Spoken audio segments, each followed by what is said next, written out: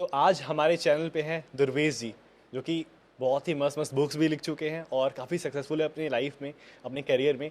तो आज हम लोग कुछ डिस्कस करने वाले हैं इनसे। आज सीखेंगे कि आप में खुद बुक्स कैसे ले सकते हो, जानेंगे इनकी पूरी जर्नी। तो शुरू करते हैं इस वीडियो को। और thank you so much Durvesh ji आने के लिए। Thanks for having me Amit भाई। बहुत अच्छा आप काम कर रहे हो। आई थिंक छोटी उम्र में जब कोई अच्छा काम करता है, कुछ सक्सेस अचीव करता है, तो ये एक चीज़ है। दूसरी चीज़ ये है कि जब आप अच्छा कंटेंट लेके आते हो जो यंग जनरेशन है उनको और मोटिवेट करते हो, तो I think you are doing great work. So I thank you. Really appreciate and thanks for having me. Sir अपने बारे में थोड़ा सा ऑडियंस को बताइए, क्योंकि बहुत सारे लोग जानते नहीं होंगे आपके बारे में। तो थोड़ा सा इंट्रोड्यू मतलब छोटा सा बेसिक इंट्रोडक्शन दीजिए। बहुत सारे लोग नहीं, मुझे लगता है ज़्यादातर लोग नहीं जानते होंगे, अभी उतना फेमस नहीं हूँ। बट यस, तो मेरी जर्नी ऐसी रही कि 2000 जैसा कि 90% लोग मिडिल क्लास फैमिली से आते हैं हम लोग, राइट।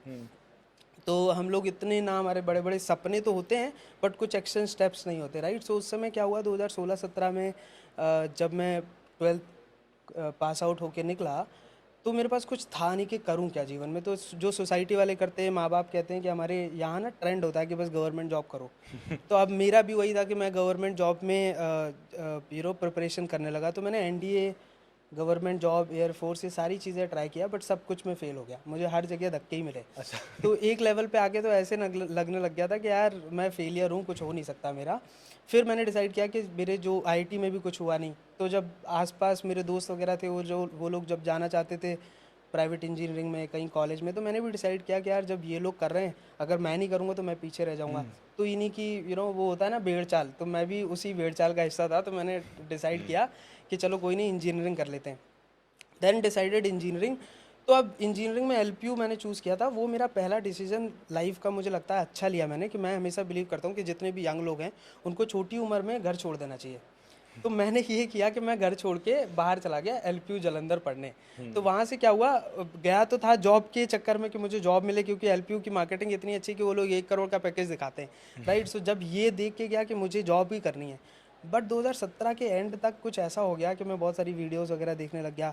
और that was the first time जब मेरे पास वाईफाई का कनेक्शन आया। उससे पहले मेरे पास वाईफाई अभी, क्योंकि अच्छा। जियो उस समय लॉन्च ही हुआ हाँ। था, राइट। तो जब वाईफाई मिला तो बहुत सारी चीज़ें हम यूट्यूब पर देखने लगे, तो तब दुनिया दिखी कि भाई कितनी बड़ी है। तो उस समय फिर एक समय ऐसा आया कि मैं हार्ड वर्क बहुत करता था, बट बीटेक के जो मेरे सीनियर थे वो प्लेस नहीं हो पा रहे थे कहीं।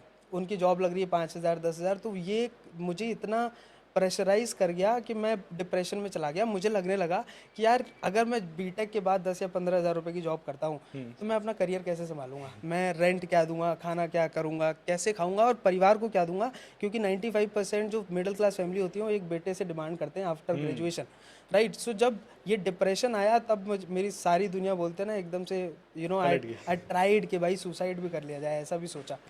बट उसके बाद कहीं ना कहीं से विल पावर ऐसी आई कि हमने ये सारी चीज़ें नहीं करी, और भगवान की दुआ से, भगवान की ब्लेसिंग थी। I am always grateful. आज लगता है तो मुझे लगता है वो डिप्रेशन भी बहुत अच्छी चीज़ थी कि आया, जिसकी वजह से मैं अपना करियर पिवट कर पाया, राइट। सो उस टाइम फिर मैंने सर्च किया कि भाई क्या पैसा कमाने के तरीके। मैंने कहा करियर वरियर छोड़ो, मुझे सिर्फ पैसा कमाना है। सो आई डिसाइडेड कि पैसा कैसे कमाना है। तब मुझे पता चला online entrepreneurship and all these. फिर वो जर्नी स्टार्ट करी। पहले तो हम लोग बिजनेस नहीं स्टार्ट करते, फ्रीलांसिंग से ही अपना करियर स्टार्ट करते हैं। तो फ्रीलांसिंग करी, फिर अपनी कंपनी बनाई। उसके बाद जब ये सारी चीज़ें हो गई 2021 तक, तो मैं ड्रॉप आउट कर चुका था कॉलेज में। तो जब ड्रॉप आउट कर लिया तो मुझे ऐसा लगा कि यार एक कॉलेज में पढ़ने वाला बच्चा जो 2016-17 में इतना फेलियर था, वो अब एंटरप्रेन्योरशिप में आ गया है। जो बोलते हैं ना, एंटरप्रेन्योरशिप का ई वर्ड भी नहीं पता था मुझे कॉलेज में जाने से पहले।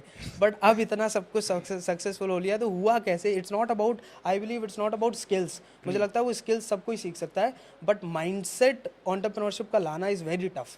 90% लोग इसीलिए फेल होते हैं बिकॉज उनके पास माइंडसेट नहीं होता। स्किल्स तो कोई भी बना लेता है। इसमें थोड़ा सा मैं एलाबोरेशन चाहूँगा। देखो माइंडसेट जैसे कि हम पैदा हुए हैं, ठीक है, तो हम लोग मिडिल क्लास फैमिली में पैदा हुए हैं। हाँ। तो बचपन से हमें ये सिखाया जाता है कि बेटा तुम्हें सिर्फ और सिर्फ जॉब ही करनी है, और पैसा जो है वो जॉब से ही आएगा। हाँ। तो मनी माइंडसेट किसी का नहीं होता। तो जब मनी माइंडसेट नहीं होता तो सबको यही लगता है कि यार एंटरप्रेन्योरशिप बहुत टफ है। आज भी फॉर एग्जांपल हम जो कर रहे हैं ना, आप अगर आपको पता है, मुझे पता है, इट्स वेरी इजी। अगर मैं किसी को 6 महीने step by step hand holding कर दूँ तो वो बंदा कर हाँ। लेगा। बट आई गारंटी यू, आप 100 लोगों को बताओ उसमें से 99 फेल हो जाएंगे। The reason is because mindset उनका नहीं बोलता है ओके। कि हम ये कर सकते हैं। तो वही रीज़न था। तो इसी चक्कर में मुझे लगा कि नहीं यार, कुछ तो ऐसा है जो मैंने सीखा, बाकी लोग नहीं सीख पा रहे। तो I decided to write my first book. और वो मैंने पहली बुक कैसे लिखी कि ये आप कोई भी स्टूडेंट है, कोई भी बच्चा है वो अपना करियर कैसे संभाल सकता है, अपना माइंडसेट कैसे चेंज कर सकता है। एंड आई गारंटी मेरी बुक जो भी पढ़ ले, आई मीन लाइक आप बोलोगे कि हाँ कुछ लिखा है, this is the content I have written and it's normal day to day life से रिलेटेड है कि आपकी फैमिली में कैसे आपको बोला जाता है, आपका प्रोग्राम कैसे नेगेटिव किया जाता है। आप जब 7 साल के होते हो तो आपका जो थीटा और अल्फा ब्रेन है ना, बहुत एक्टिव होता है। उस समय आपके ब्रेन में जो भी डाला जाए आप प्रोग्राम कर लेते हो, राइट। एक ब्रूस लिप्टन है, उनकी ये थ्योरी भी है कि आप जो भी सोते समय या फिर जब बच्चा छोटा होता है उस समय उस बच्चे को आप अगर 4 लैंग्वेज सिखाओ तो 4 लैंग्वेज सीख जाएगा, बट एक लेवल के बाद 18-20 साल के बाद बंदे को इंग्लिश भी सिखाओ तो इंग्लिश भी नहीं सीख पाता। तो दैट्स द ओनली रीज़न। तो वो माइंडसेट कैसे बनता है वो फिर मैंने बुक में लिखी है, उसको ब्रेक कैसे करना है, जिसकी वजह से मैंने बुक का पैटर्न भी थोड़ा सा डिफरेंट किया हुआ है। सर आपकी बुक बेस्ट सेलर ही बनी थी ना? यस, अमेजोन पे वो बेस्ट सेलर भी बनी। वाह, मतलब आपने मतलब ये बुक लिखने का आइडिया कहाँ से आया इतनी छोटी उम्र में कि यार चलो बुक लिखते हैं अचानक से? पहला रीज़न तो ये था कि सक्सेसफुल मैं जब देखता था रॉबर्ट टी कियोसाकी, इनकी बुक मैंने पढ़ी, think rich think and grow rich, तो ये सब पढ़ी तो मेरे को भी एक आया कि नहीं मेरे को भी लिखनी है। तो अब पता तो नहीं था, ये भी बहुत अच्छी कहानी है, तो मुझे कुछ आइडिया नहीं था कि कैसे लिखना है, बट 2018 में मैंने अपनी डायरी में लिख लिया कि मुझे ऑथर बनना है। मैं आपको कभी अगर स्क्रीनशॉट डाल सकोगे तो मैं लिखता था I am a millionaire, I am a copywriter, I am a marketer, I am an author. तो अपने डायरी में लिख रखा है पूरा पहले से ही? करता था मैं, डेली अफर्मेशन रखता था ये 2018 में। हाँ, तो सर इसमें आप पूरा बिलीव करते हो कि ये 100%? मुझे लगता है मेरी लाइफ उसी का दिन है, मैं जो सोचा है वही हुआ है। तो मैं लिखता था I am an author, I am an author. अब वो मुझे ऐसा लगता है कि लोग कहते हैं कि पहले ऐसा होता है फिर ऐसा होता है, मुझे लगता है ये सारा रिवर्स हुआ। मैंने ऑथर लिखा जिसकी वजह से मेरी 2-3 साल के आगे की जर्नी ऐसी हो गई जिसकी वजह से मुझे मजबूरन बुक लिखनी पड़ी, तो इट वाज रिवर्स। तो आप लिखो पहले, ब्रेन को प्रोग्राम करो, ऑटोमेटिकली आपकी बॉडी मूवमेंट करती है उस डायरेक्शन में। ओके, तो सर फॉर एग्जांपल मैं हूँ, ठीक है, मुझे ये बुक लिखने का मन है अब तो क्या स्टेप्स रहेंगे? ऑडियंस में बहुत सारे लोग होंगे जिनको बुक लिखना होगा, देखो तो प्रैक्टिकल स्टेप्स पहले थोड़ा सा बिलीफ की बात उसकी बात कर लूँगा। तो उसके लिए देखो यही है कि पहले आप ना बोलते हैं ना लॉ ऑफ, जो आप देखते हो, फॉर एग्जांपल आप ये ग्रीन देख के जाओ, देखो ग्रीन है या जो भी कलर है, आप रोड पे जाओ आपको ग्रीन ही ग्रीन दिखेगा, बिकॉज आपके माइंड में वो छप चुका है। तो ऐसे ही जब आप छाप लेते हो ना कि मुझे ऑथर बनना है, तो कहीं ना कहीं से आपको एक्शन आएंगे, कहीं ना कहीं से आपको स्टेप पता चलेगा, रास्ता दिख ही जाएगा। तो फॉर एग्जांपल मैंने बुक लिखी है, आप मिल गए ना, अगर आपका मन है बुक लिखने का तो now I can guide you कि भाई क्या स्टेप है, पहला स्टेप क्या है, सेकंड स्टेप क्या है। तो ऐसे ही आप डिसाइड करो, मुझे लगता है फिर सारी चीज़ें ऑटोमेटिकली होती है। पहला स्टेप है डिसाइड करो और सोचो कि यार हाँ मुझे ऑथर बनना है, लिखना है। सिर्फ ऐसे ही सोचना नहीं कि अच्छा भाई ने बुक लिख दी, इनका बेस्ट सेलर हो गया तो अपन को भी लिखना है। करेक्ट, ऐसे नहीं हो सकता। मतलब एक बात भाई ने उससे पहले बोली कि बेस्ट सेलर इनका तो बुक हो गया, लेकिन उससे पहले की जो चीज़ है, इनके पास स्किल तो थी बट वो माइंडसेट भी चाहिए, सबसे ज़्यादा माइंडसेट चाहिए। एक मैं ये हमेशा बोलता हूँ that dreams are more important than education, because आज जो हमारी सोसाइटी है, कितनी भी एजुकेशन हमारी सोसाइटी देख लो, एक से एक टैलेंटेड बंदा है, साइंटिस्ट की लेवल की प्रैक्टिस करते हैं, थ्योरी करते हैं, बट कितने पैसे वाले हैं, कितने। मेरे प्रोफेसर कॉलेज के मैं एग्जांपल दूँ, मेरे प्रोफेसर बहुत ज़्यादा टैलेंटेड हैं, इतने ज़्यादा उन्होंने बुक्स पढ़ी हैं, जाने क्या क्या है, बट वो अपना सपना क्यों अचीव नहीं कर पा रहे, बिकॉज उनके पास आज इतनी नॉलेज हो गई है कि वो एक डायरेक्शन में इम्प्लीमेंटेबल ही नहीं है। लेकिन अगर मैं गेस करूं कि मेरे पास एक नॉलेज, मैंने डिसाइड कर लिया कि मुझे बुक लिखनी है, मुझे ये करना है, तो अब क्या होगा, जिसके पास ड्रीम है वो बंदा अपने ड्रीम से रिलेटेड, अगर वो ड्रीम को बोलते ना, एक लड़की को अगर प्यार करते हो तो हम कुछ भी कर सकते हो उसके लिए, ऐसे आप अगर अपने सपनों से प्यार करते हो तो उस डायरेक्शन में जो नॉलेज चाहिए आपको लेनी पड़ेगी और आप लोगे। लेकिन अगर आप लड़की के पीछे भाग गए या नॉलेज के पीछे भाग गए तो आपका ड्रीम रह जाता है फिर। इस टॉपिक से ही सर आपके पास अभी गर्लफ्रेंड है? नहीं जस्ट एग्जांपल दिया मैंने ये। अच्छा, यंग ऑडियंस बहुत रिलेट करते हैं। नहीं, फॉर एग्जांपल एक इस पे बहुत सारे लोग बोलते हैं कि बहुत सारे लोग की गर्लफ्रेंड होगी जो ऑडियंस पे देखते हैं, तो इसमें आप क्या कहना चाहेंगे? सही चीज़ है, नहीं है, शुरुआत में करियर में सही है फिर नहीं? इस पे डिबेटेबल टॉपिक है काफ़ी। इसके ऊपर एक सजेशन ये है मेरा, जो मैंने भी इम्प्लीमेंट किया। देखो जब आप यंग एज में होते हो, कॉलेज टाइम पे होते हो, जब आपके पास कुछ नहीं होता, तो उस समय आप कितनी भी गर्लफ्रेंड बना लो, आपका लॉन्ग लाइफ रिलेशन नहीं चलने वाला, right. So I think the first priority आपकी जो होनी चाहिए जीवन में, चाहे मुझे लगता है गर्लफ्रेंड हो चाहे ना हो, होने के बाद भी आपकी जो फर्स्ट प्रायोरिटी है वो हमेशा करियर होना चाहिए। बिकॉज जब करियर रहता है तो मुझे लगता है आप दूसरी चीज़ें भी कर सकते हो, बट आप पैसा नहीं कमा रहे हो, क्या करोगे गर्लफ्रेंड का? बताओ, बात है। आप पैसे ही नहीं कमा रहे हो तो क्या करोगे गर्लफ्रेंड का? ना कहीं जा सकते हो घूमने, फोन पे बात करने से तो गर्लफ्रेंड लंबा उसके लिए भी टिकेगी रिचार्ज कराना होगा। नहीं। लंबा टिकेगी नहीं, राइट? तो उसके लिए तुम्हें पैसा भी कमाना पड़ेगा, तुम्हें अपना भी करियर सक्सेसफुल बनाना पड़ेगा। जब तुम्हारी पर्सनैलिटी एक अच्छी होगी तो लड़की को भी प्राउड फील होगा कि देखो हमारा हस्बैंड मतलब बॉयफ्रेंड कितना अच्छा है, राइट? बट आप कुछ कर नहीं रहे हो जीवन में, ऐसी हो वैल्यू पड़े हो, तो वो भी अपने आप को, हो सकता है वो शॉर्ट टर्म आपसे प्यार भी कर ले बट लॉन्ग टर्म में वो नहीं टिकेगा। तो आई थिंक जो करियर ओरिएंटेड पर्सन होते हैं, आई थिंक उन्हीं के ऊपर ज़्यादा अच्छी चीज़ है। प्लस जितने भी कॉलेज वाले लोग हैं, यंग लोग हैं, career is the first priority. बाकी आप टेस्ट एंड ट्राई जो करना है करो, गर्लफ्रेंड बनाओ छोड़ो, जो करना है करो, बट करियर कभी ऐसा नहीं होना चाहिए कि करियर ही छोड़ दिया तो फिर आप जीवन में कहीं नहीं रहते हो। बोलते हैं ना बहुत सारे लोग ब्रेकअप हो जाता है, डिप्रेशन में चले गए, करियर भी हो गया, वो बेवकूफ़ी है। मुझे कहता है छोड़ो ना, करियर पे हमेशा फर्स्ट प्रायोरिटी रखो, लड़की एक गई है दूसरी आ जाएगी। सर आपने ये बताया था कि आपके करियर में काफ़ी प्रॉब्लम भी आई थी कुछ, तो आप थोड़ा बताओगे कि सबसे टफ सिचुएशन क्या था आपके लाइफ में, जिसमें बहुत सबसे टफ, उसमें आपने सोचा कि यार नहीं, मतलब दैट्स इट, अब नहीं हो पाएगा? वो इंजीनियरिंग का ही समय था जब मैं second year of my college में था। तो हुआ ऐसा कि जैसे मैंने आपको बताया वो डिप्रेशन वाला फेज़, तो ये इतना टफ था मेरे लिए कि मैंने ना जब देखा कि मैं बहुत उस समय कार वगैरह बनाता था, ये जो सुपरा कार्स होती हैं, राइट? सो उस समय वो बनाता था मैं इंजीनियरिंग में। ओके। तो I used to work very hard, 3-3 बजे तक मैं काम करता था लैब्स वगैरह में। वेल्डिंग करते हैं इंजीनियर वाले, तो मजदूरी होते हैं एक तरीके से। तो सॉरी, विद ड्यू रिस्पेक्ट, जो हाई इंजीनियर है मैं उनको डिसरिस्पेक्ट नहीं कर रहा। बट उसके बाद क्या हुआ, जो मेरे सीनियर्स थे जो इतनी मेहनत 3-3 4-4 साल तक करा, उनका अशोक अशोक लेलैंड एक बड़ी कंपनी है इंजीनियरिंग की, तो उसमें उनका पैकेज लगा 10,000 रुपये का। तो जब मुझे ये लगा ना, तब मेरे को डिप्रेशन एकदम से ऐसा आया, मैंने कहा एक लगता है ना झटका। तो मैंने पापा को कॉल किया, लिटरली मुझे 6 महीने तक तो डिप्रेशन रहा। उसके बाद मैंने अपने पापा को कॉल किया और मैंने पापा को बोला कि पापा आई एम लीविंग एवरीथिंग, मैं इंजीनियरिंग छोड़ रहा हूँ। द रीज़न इज़ बिकॉज मैंने कहा 8 से 10 लाख रुपए बीटेक में लगेगा और जॉब लगेगी 10,000 रुपये की, तो होगा क्या ना, मैं अपना करियर संभाल पा रहा हूँ ना पापा के लिए। तो आई लिटरली क्राइड, मैं अपने पापा के साथ फ़ोन पर रोया एंड पापा ने मुझे बहुत चिल्लाया। कहते हैं कि तू मैंने फिर मेरा क्या है, वो था रूममेट, तो वो होटल मैनेजमेंट कर रहा था। तो वो उसकी फ़ीस थी 4 लाख रुपए में, मैनेजमेंट उसका हो रहा था। और वो बड़ी बड़ी बातें करता था कि दुबई में मेरे को जॉब मिल जाएगी क्योंकि उसमें स्कोप अच्छा है। तो मैंने अपने, मेरा ब्रेन वॉश हो गया एक तरीके से, तो मैंने अपने पापा को कॉल किया और मैंने बोला कि मैं पापा, मेरा दोस्त है वो ये कर रहा है होटल मैनेजमेंट, तो मैंने कहा हमारा पैसा भी बचेगा, अभी 6 महीने 8 महीने हुए थे, तो मैंने कहा अभी छोड़ देते हैं और ये कर लेते हैं। तो मेरे पापा ने डायलॉग मारा, कहते तू बर्तन मांजेगा वहाँ होटल मैनेजमेंट करके। तो ये हुआ। तो आई लिटरली मैंने कहा पापा बर्तन मांजूंगा, कुछ भी होगा, 25 से 30 हज़ार रुपये सैलरी तो होगी। बट पापा ने बोला कि नहीं तू अभी टेंशन मत ले, तू कर, तो उस समय मैं देख लूंगा। तो मेरे पापा थोड़ा सा इंजीनियरिंग बैकग्राउंड से हैं, तो उन्होंने बोला तू टेंशन मत ले, जॉब वॉब का मैं देख लूंगा। तो तब थोड़ा सा रिलैक्स आया कि हाँ चलो ठीक है। तब मैंने डिसाइड किया कि चलो इंजीनियरिंग करनी है, but later on I dropped out, मेरे पास डिग्री नहीं है। So I think that was the tough situation when I literally cried मेरे अपने पापा के साथ। अभी ये ड्रॉप आउट से याद आया, ये काफ़ी अभी फैंसी हो चुका है कि यार ड्रॉप आउट करते हैं, अपना खुद का स्टार्टअप करेंगे और फिर एकदम सक्सेसफुल हो जाएंगे।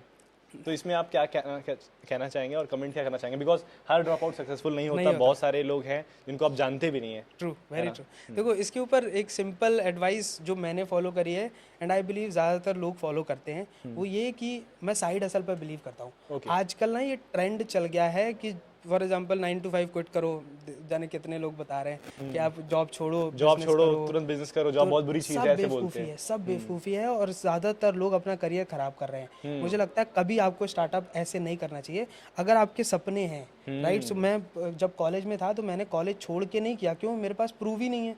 मुझे क्या पता कि मैं सक्सेसफुल होऊंगा, मैं तो ट्राई कर रहा हूँ ना, एक नए गेम में जा रहा हूँ, मुझे नहीं पता कि मैं सक्सेसफुल होऊंगा। प्लस मैं अगर 90% पेरेंट्स क्यों डरते, मेरे पापा उस समय मना करते थे कि कुछ नया मत कर, वो इसलिए बिकॉज वो डरते थे। Once I prove the result कि देखो मैंने पैसा कमा लिया, पापा कह रहे कर, आज भी मैंने कभी नहीं मना करेंगे, वो कर, अब सक्सेसफुल हो गया बेटा तो सेम। बट जब हम करने की कोशिश करते हैं विदाउट रिजल्ट, तो हम लोग क्या करेंगे, जॉब छोड़ देते हैं, लोग क्विट कर देते हैं कॉलेज। तो आई थिंक वो बेवकूफ़ी है। उसकी जगह क्या करो, अगर आपके सपने हैं तो आप हार्ड वर्क करो। आप 9 to 5 कॉलेज कर रहे हो, 5 to 3 वर्क करो। मैं 4 बजे तक जगता था, मैं उस समय लर्न करता था 48 घंटे लगातार कंटिन्यूस लर्न करता था। साइड हसल हम लोग 18-18 घंटे में पढ़ता रहता था, काम करता रहता था। 9 to 5 तो कॉलेज होता है। ऐसी जिसका जॉब है 9 to 5 जॉब करो, उसके बाद आप साइड हसल करो। 6-8 महीने तक आप प्रूव करो कि सच में आप कुछ कर पा रहे हो फ्रीलांसिंग करके या स्टार्टअप करके। जब आपके हाथ में पैसा आ जाता है, वो जब प्रूव हो जाता है कि नहीं तुम इस चीज़ में सक्सेसफुल हो और हो जाओगे, फिर मुझे लगता है स्केल करने के लिए छोड़ देना चाहिए, which is a very good advice. आप कभी भी फाउंडेशन बिल्ड करने के लिए कुछ मत करो, साइड बाय साइड करते रहो। आपको भी पता चल जाएगा कि आप बने हो सक्सेसफुल होने के लिए उस फील्ड में या नहीं। जब हो जाओ, फाउंडेशन बिल्ड हो जाए, तब स्केल करने के लिए आपको क्विट करना चाहिए, बिकॉज मुझे नहीं लगता कि कॉलेज कुछ आपको स्केल करने में मदद करेगा। तो सेम मैंने किया, जब मुझे लगा कि फाउंडेशन बिल्ड हो गया, आई क्विट। मैंने जॉब छोड़ दिया, ड्रॉप आउट। पैसे आने लगे थोड़े, प्रूफ तो फिर पापा लगा को कि यार दिखाया, आप इसको बढ़ाते आगे। बस। तो मुझे, और वो अच्छा रहा। मैं अगर नहीं छोड़ता तो मुझे नहीं लगता कि मैं स्केल कर पाता। Almost 10 times I scaled. तो वो बहुत अच्छी चीज़ रही कि मैंने छोड़ा। काफ़ी रिलेटेबल स्टोरी है मेरी भी। मेरा क्या था कि मैं 12th में अच्छा खासा कमा रहा था, तो फिर मैं कॉलेज गया ही नहीं फिर। मतलब मैं 12th में ही 1.5-2 लाख रुपए कमा रहा था महीने का, तो मैंने कहा कि छोड़ देते फिर, ट्रू है ना। एजुकेशन। लेकिन अगर मैं कमाता नहीं तो पक्का कॉलेज जाता, और कॉलेज भी नहीं कमाता जॉब भी करता पक्का। 100%। आप जब तक आपका फाउंडेशन बिल्ड नहीं होता, आप जॉब करो। मेरे जाने कितने दोस्त हैं, टू बी ऑनेस्ट मैं बताता हूँ, मेरे आजकल लोग ना स्टार्टअप कल्चर के बहुत उसमें है। मेरे पास एक यूनिक आइडिया है। अब वो आइडिया इतना यूनिक होता है कि वो इन्वेस्टर को ही समझ नहीं आता, सिर्फ उसी बंदे को समझ में आता है, फिर उसे पैसे भी नहीं मिलते। तो मेरे जाने कितने दोस्त हैं जिन्होंने यूनिक आइडिया कर करके ना उस समय स्टार्टअप बिल्ड करना चाहा कि हम फंडिंग मिलेगी, ये मिलेगी, बट नोबडी थॉट कि मैं स्किल डेवलप करूँ। और इसी के चक्कर में वो आज भी बेचारे स्ट्रगल ही कर रहे हैं। क्यों? क्योंकि आप देखो, मैंने ये एक बोला भी था, आप किसी इन्वेस्टर से पर्सनली मिलना चाहते हो, ठीक है, आप कैसे जाओ, कहाँ बुलाओगे उसको? स्कूल की कैंटीन में? नहीं। कॉलेज की कैंटीन में? कहाँ बुलाओगे? भाई आप उससे मिलने जा रहे हो, अगर फंडिंग की बात कर रहे हो, स्टार्टअप की बात, तुम्हारी जेब में पैसे होने चाहिए। 5 स्टार में बैठ के तो बुलाओगे। 5 स्टार में बैठ के बुलाओगे तो आपकी भी एक रेपुटेशन रहेगी कि सामने वाला बंदा अच्छा है। इन्वेस्टर भी आप में इंटरेस्ट शो करेगा, राइट। तो वो पैसा कहाँ से आएगा? जब आपके पास स्किल्स हैं, उसके बलबूते में तुम कुछ पैसा कमा लो, इन्वेस्टर को भी लगेगा कि तुम कैपेबल हो, वो भी पैसा देगा। बट ज़्यादातर लोग क्या करते हैं, इवेंट पे नेटवर्किंग करना नहीं जानते। फंडिंग चाहिए, नेटवर्किंग इवेंट में नहीं जाएंगे इसलिए नहीं, बिकॉज नेटवर्किंग इवेंट में भी पैसे चाहिए। पैसे है नहीं क्योंकि पापा दे नहीं रहे, खुद कुछ कर नहीं रहे, तो होता क्या है, कुछ नहीं, फेलियर। तो वो फेलियर का बात है। इसीलिए मैं कहता हूँ पहले स्किल डेवलप करो, पैसे कमाओ, लाखों सेव करो, उसके बाद मैंने फॉर एग्जांपल मैं चाहूँ तो आज भी इन्वेस्टर्स को पिच कर सकता हूँ। आई हैव कनेक्शन, मैं बहुत सारी चीज़ें कर सकता हूँ। नहीं, क्यों? क्योंकि मैं अपना पहले बिल्ड करूंगा सब चीज़ें, उसके बाद जब इक्वल लेवल की चीज़ होगी तब मैं कहूँगा ना स्टार्ट इन्वेस्टर से कि सर देखो मैं ये कर रहा हूँ and I will give you return. मुझे पैसा नहीं चाहिए, देखो मैं तो सफिशिएंट हूँ, मेरे पास इतना पैसा कमा रहा हूँ, बट मुझे इसलिए चाहिए ताकि मैं अपनी वेल्थ बढ़ाऊँ प्लस आपकी वेल्थ बढ़ाऊँ। कई लोग सिर्फ आइडिया पे पैसे लेना चाहते हैं, लगाते हैं कि और लग भी जाता है, कई लोग को लग 100%। जाता है, बट आई थिंक कि वो स्टार्ट करने के लिए ठीक नहीं है। कोई नया बंदा स्टार्ट कर रहा है, हाँ एक आइडिया मैं ऐसे लूँगा, फंड उठा लूँगा, उसके बाद फिर बेंगलोर चलेंगे, वहाँ सब पे फेलियर हैं। हाँ मैं अभी जाने कि मैं पीआर में हूँ, तो मेरे पास जाने कितने स्टार्टअप्स आते हैं जो बोलते हैं कि भाई कर दो हमारा पीआर बता दो, हमारा पीआर कर दो, प्रमोशन कर दो, इन्वेस्टर कर दो।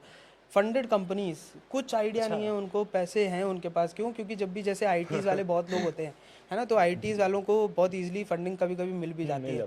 बट ज़रूरी, अब उनका माइंडसेट ये होता है कि फंडिंग इसलिए चाहिए so that they can burn money. उनका ये नहीं होता है कि मैं पैसा प्रॉफिट बना पाऊँ।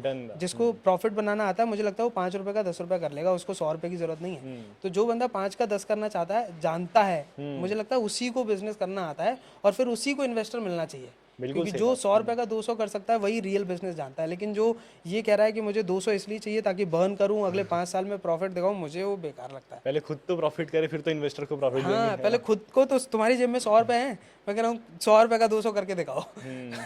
स्किल डेवलप कर लो, कुछ भी कर लो, प्रॉफिट बनाना सीखो। इंडिया में 100 के करीब, 100 के ऊपर यूनिकॉर्न्स, जिसमें से 30 ही प्रॉफिटेबल है और 70 के करीब जो है वो अभी प्रॉफिटेबल नहीं है।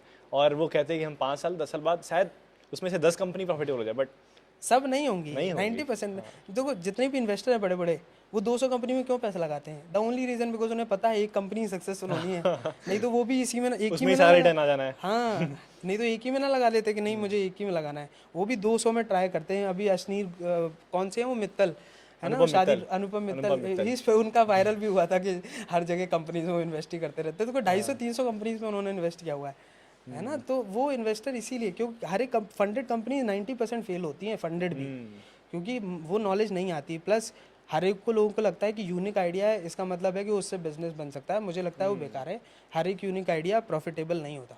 तो सर आप स्किल पे बात कर रहे थे कि पहले स्किल आनी चाहिए, तो आप ऑडियंस को ना कुछ ऐसे 2-3 स्किल्स या 4 स्किल्स जितने भी आप बता पाओ, आप बता दो जो कि वो सीखे तो हाँ प्रॉफिट हो सकता है या फिर पैसे को कमा सकते हैं विद इन 1 2 और 3 years over the period of some time? देखो आप हो, है ना, आपका एक बिजनेस है फॉर एग्जांपल, ठीक है। अब मैं अभी कुछ नहीं हूँ, मैं कॉलेज में हूँ, ठीक है। आपके पास पैसा भी है क्योंकि आप थोड़े से बड़े हो, एग्जांपल ले लेता हूँ, आपके पास, आप बड़े हो, आपके पास पैसा है, सब कुछ है, ठीक है। बट मैंने क्या किया, मैंने आपकी बिजनेस में रिसर्च किया। आपकी एक इक्वेशन है बिजनेस की कि आपके अंदर सेल्स होती है, मार्केटिंग होती है, ऑपरेशंस होते हैं, 2-4 चीज़ें होती हैं।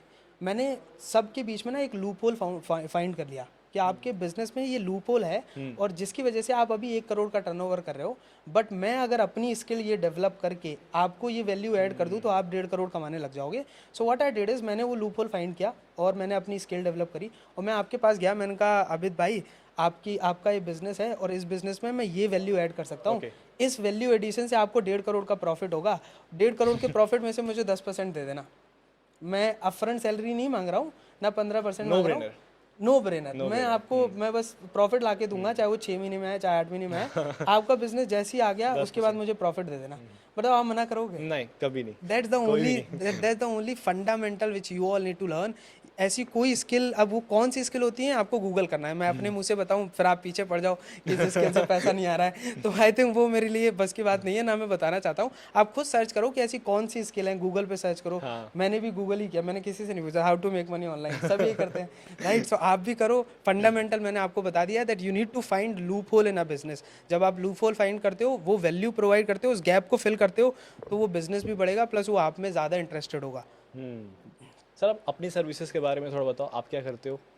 देखो स्टार्ट तो मैंने फ्रीलांसर से किया था, बट राइट नाउ हम लोग पीआर एजेंसी हैं, तो we help brands and companies उनका पीआर करने में, उनको मीडिया में लाने के लिए। Got it. तो बहुत सारे लोग पीआर करवाते हैं, तो आपकी जैसे कंपनीज होती है उनको हेल्प करती हैं? Correct, right. उनको मीडिया में लाना है, उनको टेलीविजन पे लाना है। Got it. तो इसमें मतलब ये एजेंसी मॉडल ही है? पूरा एजेंसी मॉडल है।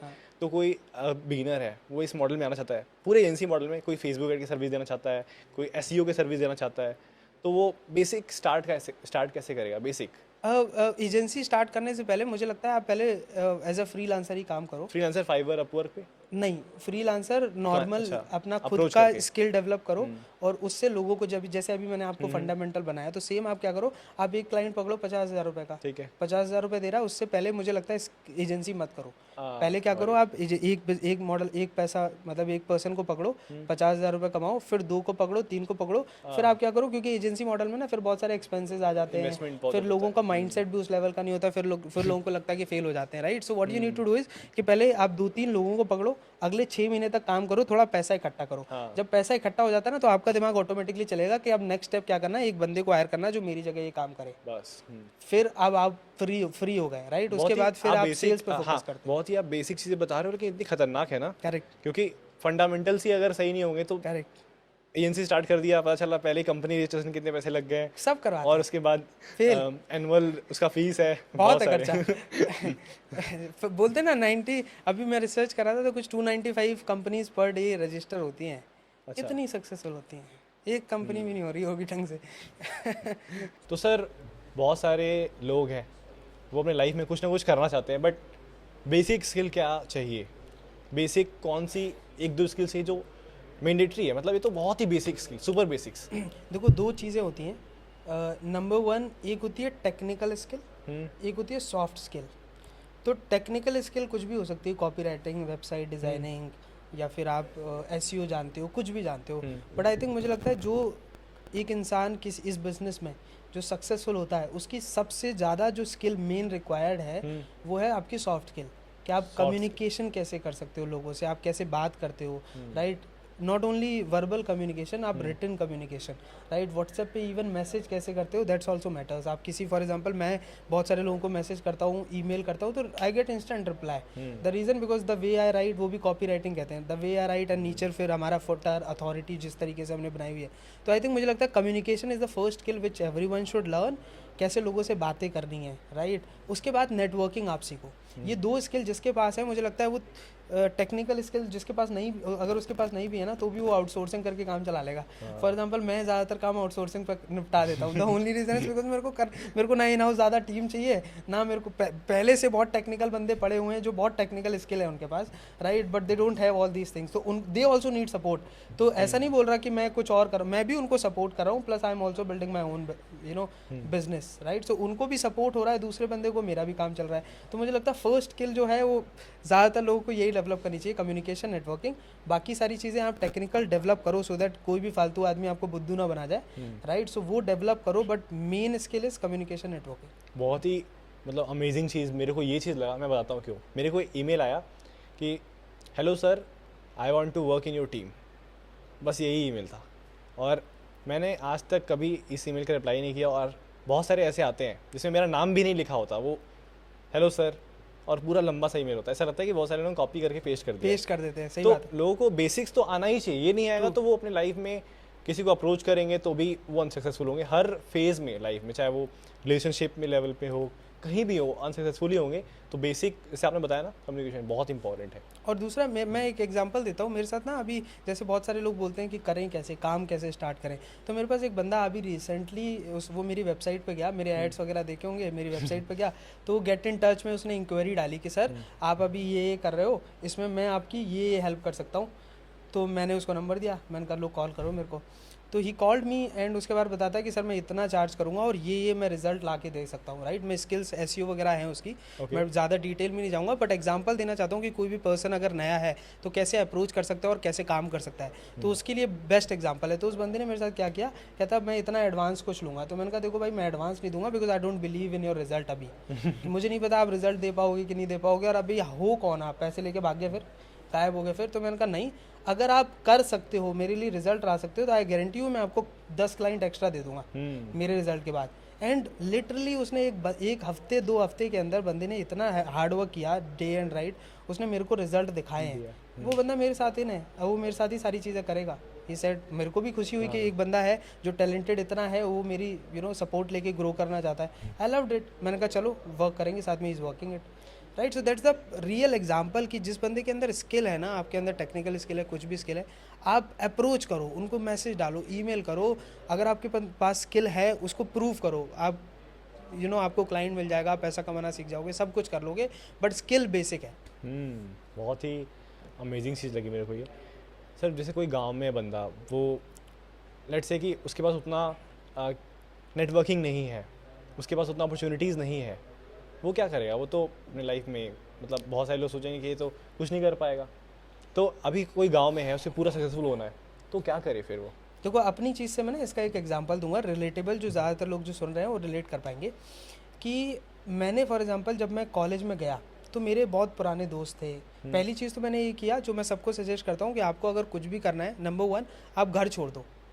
घर बिल्कुल छोड़ दो, त्याग दो। ये तो बहुत ही डिबेटेबल हो जाएगा। नहीं, मैं एग्जांपल देता हूँ। क्या होता है जब हम घर में होते हैं ना अपने मम्मी पापा के साथ, राइट, तो क्या होता है, देखो आपको खाने के लिए मिल रहा है, रहने के लिए छत मिल रही है, तो आपको नीड नहीं लगती है। तो मैं जब जैसे फॉर एग्जांपल उस समय मेरे को भी नीड नहीं लग रही थी, और मेरे अंदर कोई ड्राइविंग फोर्स नहीं था। तो जब मैं जैसे 11th-12th में था, तो पापा बोलते सुबह 5 बजे उठ पढ़ के, तो उठ तो जाता था। पापा सुबह ड्यूटी पे गए, मैं सो गया, राइट। सो वो क्यों? क्योंकि मेरे अंदर पैशन नहीं है, मेरे अंदर जज्बा नहीं है, मेरे अंदर लगन नहीं है, बस घर मिल रहा है, खाने के लिए मिल रहा है, तो एक ड्राइविंग फोर्स नहीं आता। बट जब मैंने घर छोड़ा अपना, तो जब मैं घर वहाँ पर हॉस्टल में रहने लग गया, तो एक नीड आ जाती है कि यार कब तक इस छोटे से हॉस्टल में रहेंगे।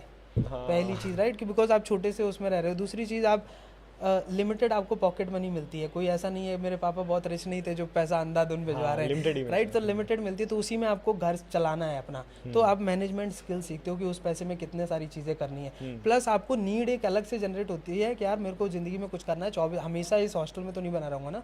तो वो जब आ जाता है ना, तो एक पर्सन बोलते हैं ना धक्का, जब कोई भी पर्सन बादाम खाने से नहीं सीखता, धक्के खाने से सीखता है। जब आप घर में होते हो तो बादाम खाते हो, बाहर जाते हो तो धक्के खाते हो। तो जब आप धक्के खाते हो ना, तब एक्चुअल में लाइफ पता चलती है कि क्या है। मेरे आज भी जाने कितने दोस्त हैं जो 12th में मेरे साथ सेम पढ़ते थे।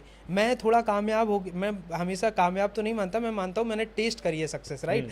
तो जब मैंने सक्सेस टेस्ट करी है, तो रीज़न ये है मैं घर से बाहर निकला, मैंने सेक्रीफाइस किए, मैं अपनी फैमिली से दूर रहा, राइट। मैं 1-1 साल 2-2 साल तक दिवाली होली कुछ नहीं, मैं जब कॉलेज में था तो मैं जाता ही नहीं था घर, right. The reason is because sacrifice करना पड़ता है वो सारी चीज़ें।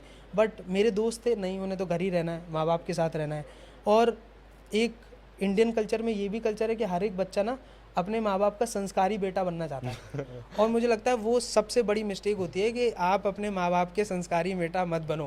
बिकॉज आप अगर संस्कारी बेटा बनते हो इसका मतलब आप अच्छे से अच्छे घर, पहले तो घर पे ही रहोगे क्योंकि आपके माँ बाप कह रहे हैं और आपको उनका पालन करना है। नंबर 2, किसी के माँ बाप चाहते नहीं कि बेटा घर से बाहर जाए या फिर बिजनेस करे। बेटा माँ बाप क्या चाहते हैं, जॉब कर ले, सिक्योरिटी रहे, मेरे साथ रहे, 25 साल की उम्र में शादी कर ले, बहू भी यहीं रहे, राइट। एग्जाम्पल है, यही जनरल होता है। तो ये क्या होता है, आदमी क्या सोचता है कि नहीं मुझे अपने माँ बाप का संस्कारी बेटा बनना है। बट मैं कहता हूँ कि अपने माँ बाप के अगेंस्ट जाओ मत करो, बोलो कि नहीं पापा इस चीज़ में आप गलत हो, मुझे अपना करियर संभालना है, मैं अपने घर से बाहर निकलूंगा, मैं एंटरप्रेन्योरशिप करूंगा, मैं जॉब नहीं करूंगा, मैं 24 साल की उम्र में शादी नहीं करूंगा, मैं 30 साल की उम्र में करूंगा।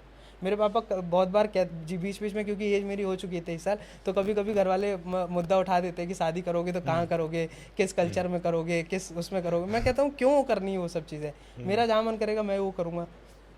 तो आई थिंक पहली जो स्टेप मैंने बताया कि आपको घर छोड़ देना चाहिए। दूसरा, मैं अपनी जितने भी मेरे दोस्त थे उस समय, तो देखो जब फॉर एग्जांपल मैं एक अपब्रिंगिंग एक बचपन से लेकर एक लिमिटेड एनवायरनमेंट में ग्रो किया हूँ जहाँ पर मेरे जो दोस्त हैं वो सेम सोचते हैं। तो अब मुझे अपनी अगर थिंकिंग में चेंज लाना है, अगर मैं बड़ी बड़ी बातें करूँगा, सेम दोस्त से करूँगा तो वो कहेगा क्या पागले वाली बातें कर रहा है। मैं जैसे नेटवर्क मार्केटिंग मैंने ज्वाइन किया था तो मैं अपने दोस्तों के पास जाके बड़ी बड़ी बातें करने लगा कि मैं ये करूँगा वो करूँगा। तो मेरे दोस्त चिढ़ाने लगे कि तू टाटा बनेगा, अंबानी बनेगा, तू ये करेगा। तो अब क्या हुआ, ये मेरे को खटकने लग गया। तो what one of the best thing which I did is, और ये हर एक को करनी चाहिए, कि मैंने अपने सारे दोस्तों को व्हाट्सएप पर डिलीट, मतलब नया नंबर ले लिया। नंबर 2, फ्रेंड्स को डिस्कनेक्ट कर दिया फेसबुक आईडी से। तो अब क्या हुआ, मेरे पास ना 1-1.5 साल का टाइम ऐसा आ गया कि मुझे बिना दिखाए काम करना है उनको। नहीं तो उसके लोगों को क्या होता है कि यार मैं अगर फेल हो गया नई चीज़ में तो मेरे दोस्त मजाक उड़ाएंगे, है ना। तो मैंने कहा अब मजाक ही नहीं, क्योंकि किसी को बताऊंगा ही नहीं कि मैं क्या कर रहा हूँ। 1-1.5 साल बाद जब पता चला कि दुर्वेश इतना कामयाब हो गया तो अपने आप आ जाते हैं वो कहीं ना कहीं ढूंढते ढूंढते। तो आई थिंक ये दूसरी चीज़ है कि आप क्या करो, नंबर 1 घर छोड़ो, नंबर 2 आप अपना नया सर्कल बनाओ, पुराना सर्कल छोड़ दो, नया सर्कल बनाओ, नेटवर्किंग करो, नए दोस्त बनाओ। तो आई थिंक ये 2 चीज़ें आपको काफ़ी हेल्प करेंगी कुछ नया करने के लिए और जीवन में सक्सेसफुल बनने के लिए। काफ़ी इंटरेस्टिंग बात सर ने बताई। लेकिन सर क्या होता है ना, जब तक कोई रिजल्ट नहीं दिखे तो पेरेंट्स बोलते हैं अरे तू बाहर जाएगा क्या करेगा, तू वहाँ पे तो 10,000 का तेरा रेंट ही आएगा। तो फिर उसको कैसे काउंटर करें हम लोग? जॉब करो यार।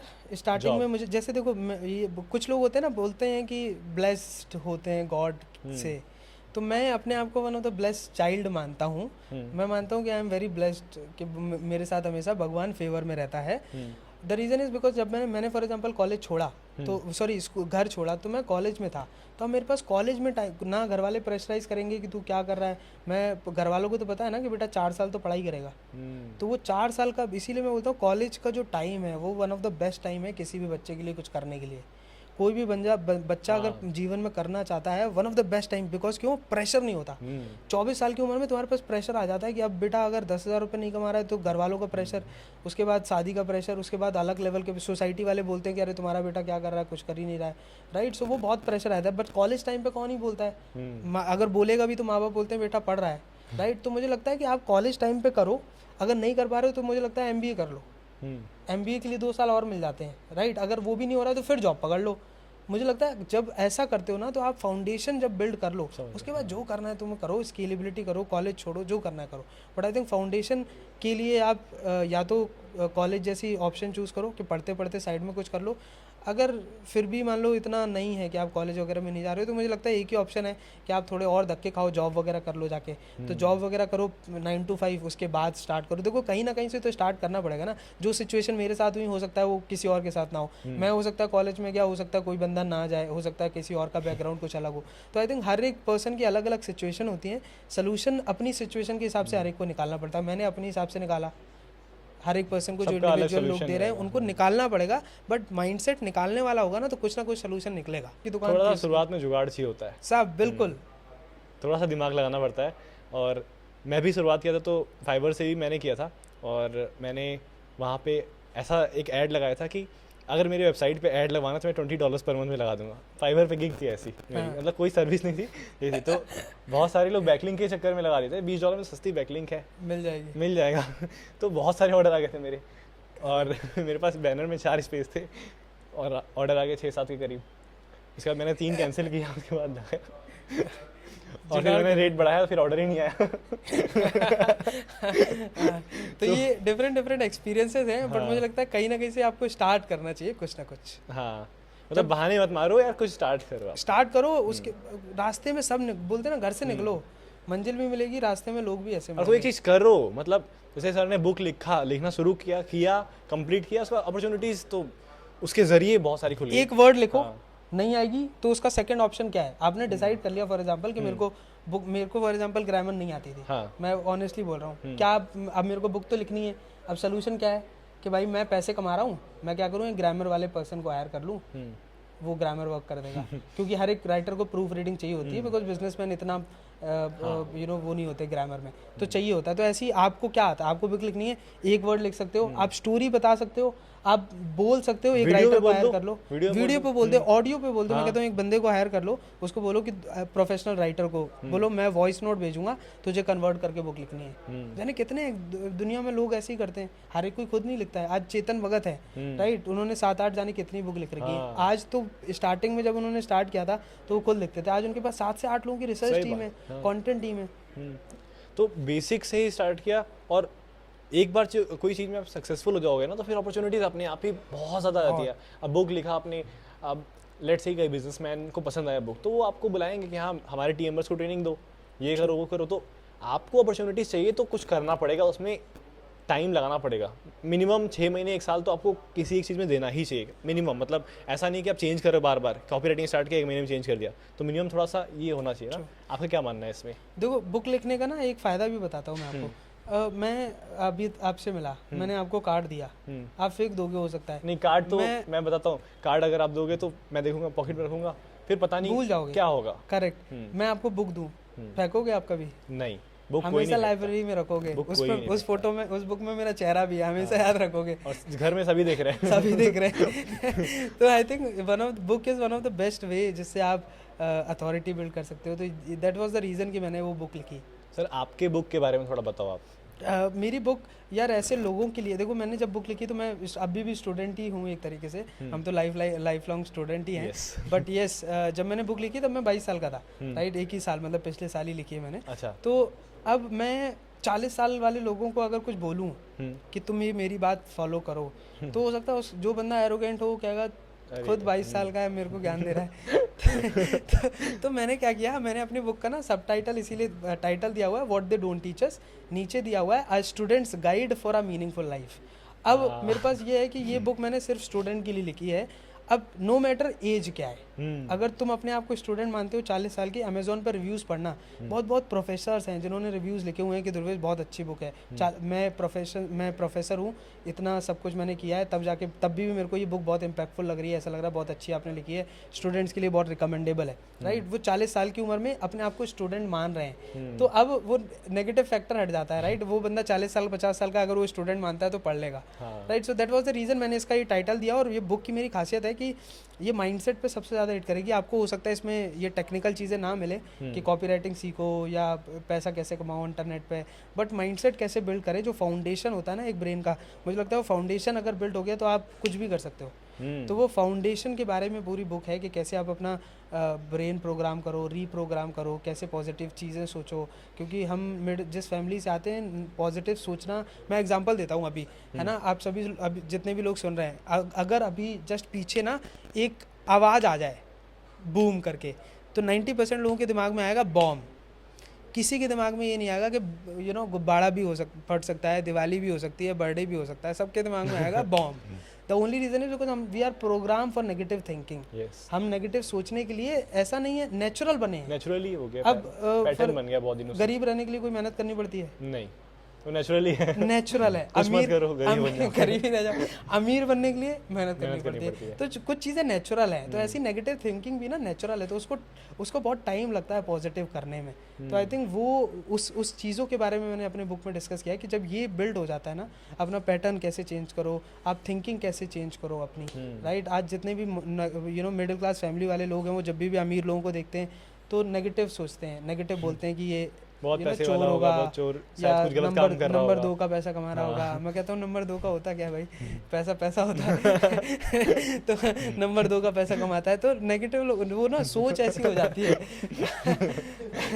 तो सोच ऐसी हो जाती है जिसकी वजह से उनको ना फिर वो पैसा देखते भी है ना कहीं, तो वो अपने आप को बैकआउट कर लेते हैं कि फॉर एग्जांपल मैंने आपको अपॉर्चुनिटी दिखाई कि आप यहाँ से 5 करोड़ कमा सकते हो, पता है उनको क्या लगेगा, पक्का फ्रॉड। तो वो बैकआउट हो जाते हो, क्यों? क्योंकि उनका माइंडसेट ही ऐसा है। तो I think mindset is the reason जिसकी वजह से कोई भी आदमी कामयाब बनता है। मेरा एक चीज़ मानना है कि अगर मैं किसी अमीर आदमी को देख के मैं गुस्सा रहा, अरे यार ये तो पागल लग रहा है, ये तो शायद कुछ गलत काम कर रहा होगा, तो मेरा दिमाग मेरे को उस आदमी ऐसा कभी नहीं बनने देगा जो कि अमीर है। कभी नहीं। मतलब मैं हमेशा गरीब ही रहूंगा। 100% आपका ब्रेन ही पूरा आपको कंट्रोल कर रहा है। हाँ। हम कंट्रोल ही नहीं कर रहे अपनी बॉडी को। एक इसके ऊपर वो भी है, मैं जैसे आपका ब्रेन देखो, अभी लोग ना बोलते हैं एक्शन लो, एक्शन लो, एक्शन लो। बहुत हमेशा बोलते हैं, आपने हर जगह सुना होगा, सोचने से कुछ नहीं होगा, एक्शन लो। मैं कहता हूँ पहले ज़्यादा सोचो, उसके बाद एक्शन लो। ज़्यादा सोचने से क्या होता है, जैसे आपकी अभी देखो हार्ट बीट चल रही है, सांस चल रही है, किडनियाँ चल रही हैं, मैंने आपको बोला कि आप एक्शन लो, ना या आप किडनी को बोल रहे हो कि एक्शन ना, ले, या आप हार्ट को बोल रहे हो एक्शन ले, ऑटोमेटिकली प्रोग्राम ऐसा तो नहीं कि वो बीच में रुक जाता है फिर आप बोलते हो एक्शन ले। नहीं, वो अपने आप चल रहा है। The reason is because brain program है। तो मुझे लगता है जब आप ब्रेन, इसकी थ्योरी है ब्रूस लिप्टन की, जब आप ब्रेन को इतना प्रोग्राम कर लेते हो ना, सोच के, तो आपके बॉडी के न्यूरॉन्स उसी तरीके से चेंज होने लगते नेचुरली हैं फिर वो चीज़ होगी। और अपने आप तुम एक्शन लेते हो। मैं बोलता हूँ अपने बुक ब्रेन में इतना सोचो कि मुझे बुक लिखनी है, मुझे ये काम करना है, ऑटोमेटिकली आपको कुछ ना कुछ दिखेगा। हो सकता है कल को कोई लोग मिल जाए, कोई बंदा मिल जाए, आप ऑटोमेटिकली एक्शन हो जाए, कुछ ना कुछ। तो एवरीथिंग विल हैपन, बट आप सोचो उसके बाद एक्शन भी लो। ऐसा नहीं, एक इंट्यूशन होती है अंदर से, एक फीलिंग आएगी कुछ करने की, तो वो करना चाहिए। फिर ऐसा नहीं कि लेजी पड़े हुए हैं। सर का बुक मैंने देखा, अभी मैंने पूरा पढ़ा नहीं है बट मैंने देखा ऊपर से, और मैंने कुछ चैप्टर्स को फ्लिप किया तो मुझे काफ़ी यूनिक लगा। मैं रिवील नहीं करना चाहूँगा, अभी आपको खुद देखना होगा। ठीक है, तो मेक श्योर कि आप एक बार अमेज़ॉन पे जाना, चेकआउट करना कैसी बुक है। एंड एक मैं आपके ऑडियंस के लिए फ्री दूंगा, अगर ई बुक पढ़नी है तो मैं नीचे इनको लिंक दे दूंगा, आप वो फ्री में बुक अवेल कर सकते हैं। बट हाँ, फ्री में आप किंडल नॉर्मल ई बुक वर्जन में पढ़ोगे तो आपको दिक्कत होगी उल्टा सीधा करने में। तो अगर फिजिकल ऑर्डर कर सकते हो दैट्स वेल एंड गुड, नहीं तो मैं ई बुक प्रोवाइड कर दूंगा आपको लिंक। एक क्लास ही मेरे को पूछना, मेरे दिमाग में है कि सिंगल गोल वर्सेस मल्टीपल गोल, मतलब एक चीज़ पे फोकस करें या फिर 2-3-4 गोल साथ में लेके चल सकते हैं अपन। अंडर द अम्ब्रेला का एक कंसेप्ट है। देखो फॉर एग्जांपल मैंने किया कि मुझे क्या करना है, एक गाड़ी लेनी है, एक घर भी लेना है, अब एक बाइक भी लेनी है। 3 गोल मान लो फॉर एग्जांपल मैंने बना लिए। अब 3 गोल अलग अलग हैं, एक गाड़ी, कार, ये। अब मैं कहता हूँ ये तीनों गोलों का एक गोल क्या बन सकता है, 5 करोड़ रुपए, बकेट 10 करोड़ रुपए, कि मेरे को इतना कमाना है। इस चीज़ से ये तीनों चीज़ें आ जाएंगी। तो जो मेन गोल है, मुझे लगता है अंडर द अम्ब्रेला वाला कंसेप्ट होता है कि एक अम्ब्रेला क्या है, मेन गोल, उसके नीचे 3-4 ये जो लटक रहे होते हैं, 3-4 गोल जो लटकाना लटका लो, कि आपको इससे ये हो जाएगा, इससे वो कर लोगे, आप घर खरीद दो, ये कर लो, गाड़ी। लेकिन मेन एक गोल हमेशा होना चाहिए, उस पर हमेशा फोकस करो, राइट। तो 5 साल का विजन बनाओ, चाहे 7 साल का विजन बनाओ, हमें हमेशा दिमाग में वो होना चाहिए कि मेरे को वो अचीव करना है, बस। और बाकी छोटे छोटे गोल तो बहुत होते हैं। बहुत सही लगा मेरे को कि एक बकेट बना लो, एक अम्ब्रेला बना लो, कि हाँ 3-4 गोल हैं तो एक बड़ी चीज़ क्या है जिससे वो उससे बड़ी चीज़ क्या है। जैसे कार, लोग कहते हैं मेरे को कार चाहिए और मेरे को ये घर भी चाहिए कि चाहिए। मैं कहता हूँ 2 चीज़ पे फोकस करने से ये दोनों कब आ जाएंगी, जब 10 करोड़। तो 10 करोड़ का फोकस कर लो, दोनों आ जाएगा। कमाल है। कैसा लगा सर हमारे पॉडकास्ट में? बहुत बढ़िया अविद भाई, बहुत अच्छा लगा। आपकी ऑडियंस को फर्स्ट ऑफ ऑल बोलना चाहूँगा कि अविद चैनल सब्सक्राइब करें, जहाँ देख रहे हैं, जो करना है करें, लाइक करें, कमेंट करें। अविद भाई बहुत अच्छा कंटेंट लाने की कोशिश कर रहे हैं, बहुत मेहनत कर रहे हैं, और बहुत काफ़ी यंग एज हैं। आई थिंक बहुत कम ही लोग होते हैं जो ये देने की पावर, आई थिंक देखो सक्सेसफुल सभी लोग हो जाते हैं, बन जाते हैं, बट ये जो गिविंग की पावर है ना, ये बहुत कम लोग रखते हैं अपने पास, कि मुझे लोगों को कुछ सिखाना है। बिकॉज सब लोग खुद तो कमाना सीख जाते हैं। आपको बहुत दुनिया में लोग मिलेंगे जो बहुत पैसा कमा लेंगे, बट वो आपको बताएंगे नहीं कि कैसे कमाते हैं। But I think he is very young and he is doing these things, जैसे कहते हैं गिविंग। तो डेफिनेटली लाइक करें, सपोर्ट करें, जो कर सकते हैं करें, शेयर करें। Thank you so much sir channel में आने के लिए। Thank you so much.